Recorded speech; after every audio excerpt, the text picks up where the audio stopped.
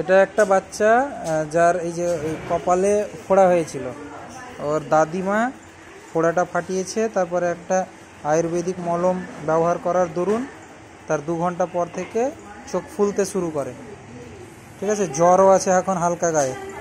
ঠিক আছে, তো যে কোনো রকমের ঔষধ কিংবা আয়ুর্বেদিক লাগানোর আগের মুহূর্তে সচেতনতা অবলম্বন করা উচিত।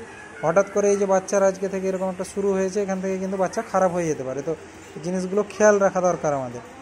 তো ফার্দার যদি মলম লাগাতেই হয় ফোড়া ফাটানোর পরে, তাহলে একটা টি ব্যাগ কিংবা মুপিরোসিন কিংবা বি ব্যাগ এই নামে পাওয়া যায়।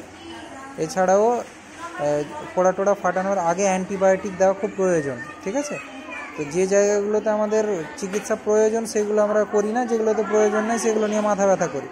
এই জিনিসটা খেয়াল রাখলে এই সমস্ত রকমের বাচ্চা এবং মা, এই যে মা আজকে রাত 10টার সময় হন্তদন্ত হয়ে এসেছে পরিবারের লোকজনের সাথে, এটা বেশ সমস্যাজনক কিন্তু। ঠিক আছে, তো এই জিনিসগুলো খেয়াল রাখার চেষ্টা করতে হবে।